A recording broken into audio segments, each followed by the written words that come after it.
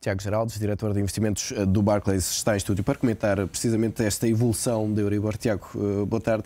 Jean-Claude Trichet, na última reunião, deixou alguma indefinição relativamente ao que ia fazer ao longo dos próximos meses? Ainda assim, os mercados parecem estar a incorporar, de facto, novas subidas na taxa de referência. Boa tarde. De facto, todo o movimento que tem vindo a acontecer à volta das taxas de Euribor é nesse sentido. Houve uma primeira movimentação antes daquilo que os mercados, inclusive, estavam à espera. Aconteceu há relativamente pouco tempo. A próxima poderá estar ainda a alguns meses de distância, mas a verdade é que todo o mercado se prepara para um ciclo de subida de taxas e nós devemos estar a contar com isso nos próximos meses ou até anos. Mas há algumas apostas já para uma subida em julho. É essa também a vossa previsão? A nossa previsão é que a subida acontecerá alguns entre julho e outubro. Ninguém pode dizer com toda a certeza quando é que ela acontecerá. Nós acreditamos que ela vai ser rápida e que poderemos ter mais do que uma subida ainda este ano. Mas o objetivo do Banco Central Europeu deverá ser de deixar as taxas em torno de que valores, até final de 2011?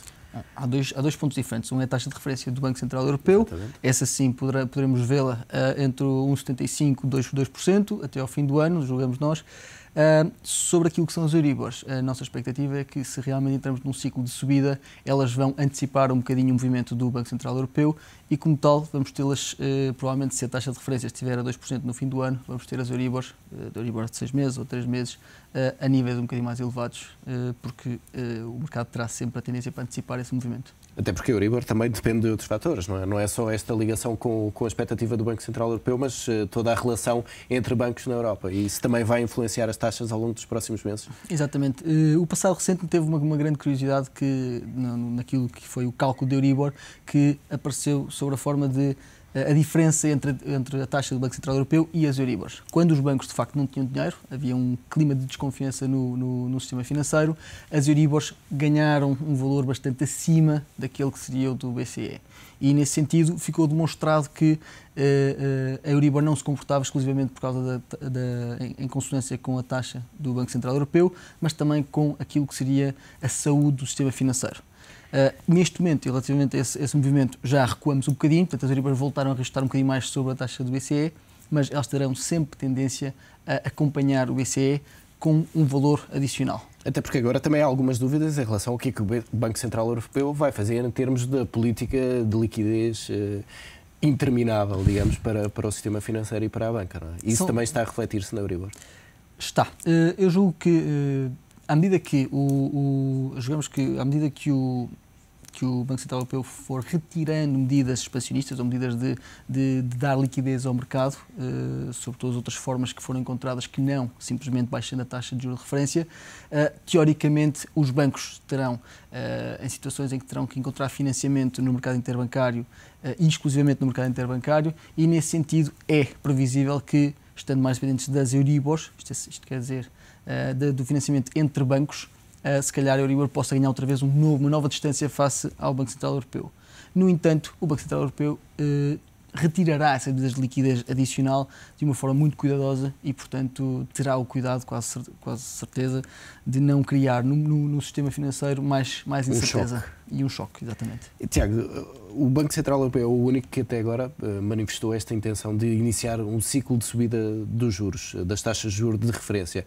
Mas até que ponto é que o Banco Central Europeu vai avançar com subidas significativas se a Reserva Federal e o Banco de Inglaterra não acompanharem? É de esperar que isso aconteça, que o Banco Central Europeu atue sozinho? Ele atua sozinho agora, mas há muitas outras economias, muitos outros países que já fizeram esse movimento. Nós temos uma tendência muito grande em centrarmos naquilo que é os Estados Unidos, portanto a Reserva Federal Americana e o Banco de Inglaterra, por comparação ao Banco Central Europeu e ao Banco do Japão. Mas, no entanto, neste momento já temos outros países no mundo e outras economias a fazerem esse movimento. Já entraram num ciclo de subida de taxas há algum tempo. Sobretudo os países emergentes. Não é? Sobretudo os países emergentes. E o que aconteceu foi, se estivermos a olhar para um caso australiano, por exemplo, o ciclo de subida de taxas já começou há muito tempo. Se olharmos para um ciclo chinês, por exemplo, também já tem um conjunto de medidas muito importantes de restrição à concessão de crédito e, como tal, se nós olharmos só para os chamados bancos centrais tradicionais, podemos dizer que o BCE foi um bocadinho à frente ou está a tentar ser um bocadinho mais agressivo. Se olharmos para os mercados mundiais e incluindo as economias ditas emergentes, já não é o caso.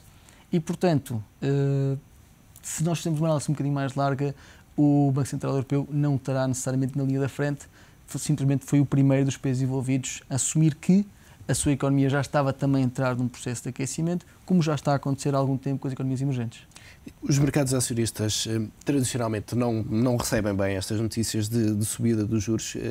Este ciclo de subida por parte do Banco Central Europeu nota-se que está a ter pressão nas cotadas europeias. Isto por contraponto, sobretudo, com os Estados Unidos e o Banco Central de Inglaterra. A correlação entre os mercados acionistas e o mercado de taxa de juros não é totalmente no sentido. É perfeitamente normal. Nós temos um ciclo de subida de taxas de juros em que nós vemos uma subida também dos mercados de ações. Porquê? Porque o que o mercado nos está a dizer é que as ações, as empresas cotadas estão neste momento a fazer, se quiser, a ter rentabilidades mais interessantes, estão a aproveitar momentos de aquecimento da economia e à medida que os bancos centrais vão reparando que existe esse aquecimento, vão começando a subir taxas.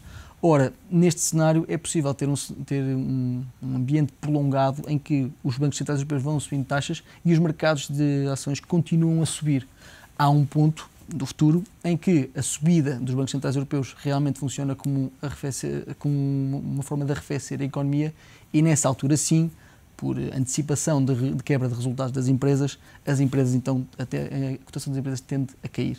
E, portanto, é perfeitamente provável que nós possamos assistir a mais alguns meses de subida da taxa de juros de referência e, por consequência, das Euribors, acompanhada de uma subida dos mercados acionistas. Não é um cenário de excluir. Tiago, obrigado pela presença neste Fecho de Contas, comentário de Tiago Geraldes, diretor de investimentos do Barclays.